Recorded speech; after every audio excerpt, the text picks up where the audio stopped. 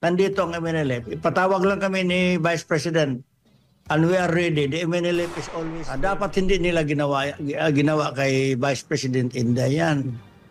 Very obvious na sana sa panawagan niya, pamilya niya, mother, mga anak, nandito ang MNLF. Ipatawag lang kami ni Vice President and we are ready. The MNLF is always General Marbel, nawala na yung kuwan niya eh. Nawala na yung trust ng taong bayan sa kanya. So nangyari ngayon. Very obvious ang ginawa na magtanggal ng security para the Vice President will be open to any accident, incident. Yan. So, parang ipamukha sa buong mundo na yan, nag-iisa na lang siya, etc. Parang matanggalan ng pwersa, talagang vulnerable siya. So it is a violation. Pagdating po sa usaping seguridad, ang pangalawang pangulo po ba ay nakikita ninyo, ma-assess nyo ba na walang banta laban sa kanya? Very obvious. Sa tingin ko lang sa lahat ng nakikinig, Assalamualaikum warahmatullahi ta'ala wabarakatuh. Very obvious ang ginawa na magtanggal ng security para the Vice President will be open to any accident, incident, whatever. Vulnerable yan. So, parang ipamukha sa buong mundo na yan, nag-iisa na lang siya, etc. Parang matanggalan ng pwersa, talagang vulnerable siya. So it is a violation yan.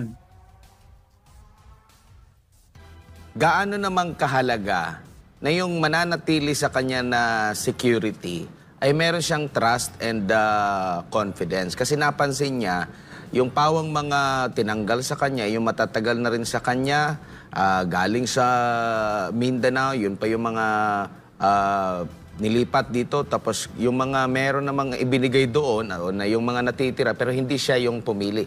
Gaano kahalaga na meron kang trust and confidence sa yung nakapaligid sa'yo? Number one, pinakamahalaga talaga na yung security mo, trusted mo talaga yan. Mahirap maglagay ng security na wala kang tiwala. So, hindi ka mapalagay talaga dyan. So, deliberate yan na gano'n ang ginawa para ma-demoralize ang ating Vice President, the second highest office of the land. Dapat hindi nila ginawa kay Vice President Inday yan. Very obvious talaga. Opo, at si Senador Ronald Bato de la Rosa nag-post po na kumbaga nanawagan sa lahat ng mga nasa o galing ba sa security sector o marunong ng armed combat na willing, no, bayanihan para sa pagbibigay ng seguridad dito kay Vice President Inday Sara. Sinigundahan naman ito ni Senador Robin Hood Padilla at ni Senador Bongo, at nakita ko rin po sa post ninyo na handa rin kayo na magbigay ng seguridad po sa pangalawang Pangulo. Yes, it is incumbent for us, obligasyon namin. Hindi namin pwede mabayaran ang pag-secure ng mga Duterte sa amir namin, ng aming founding leader, Professor Normiswari, na nandito sa Davao. Malaki ang utang na loob namin sa kanilang pamilya.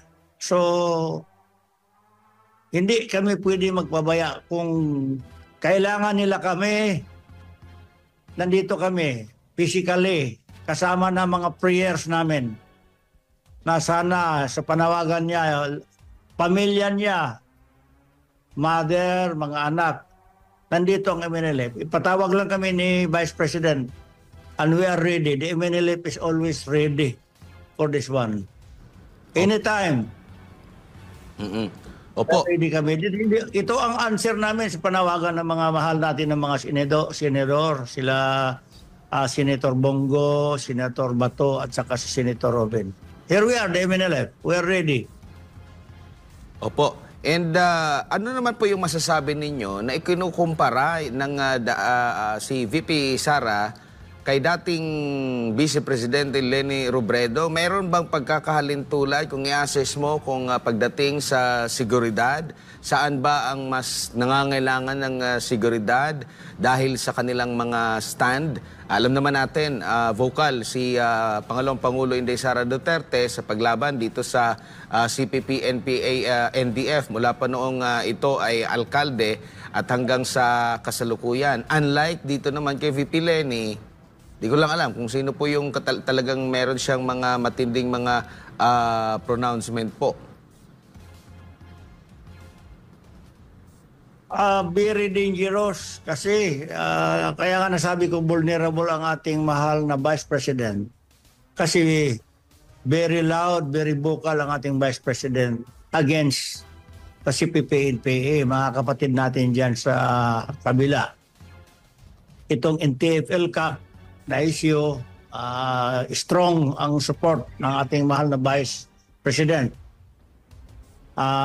Kaya siguro deliberate na tinanggalan ng security para ayan na, ambusin nyo na yan. So, kasi threat siya, hindi politically, threat talaga siya. As sabi according to the Vice President, obvious naman, wala namang iba, designated survivor yan. Whether we like it or not, she will be the next president. Kung talagang magkaroon ng patas na eleksyon. Kaya parang desperado na.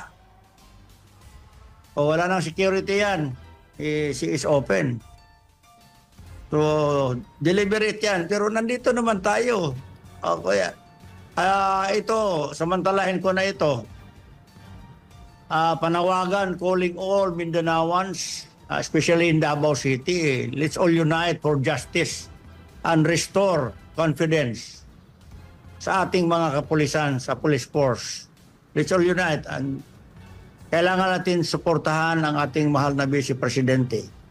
At sa hanay naman ng mga kapulisan, kung kailangan ninyo ang support namin, we will support na maayos natin ito sa anumang bagay. Siguro I will rather recommend, marami namang pwedeng maging chief PNP dyan na may alam ng batas, na may background ng law.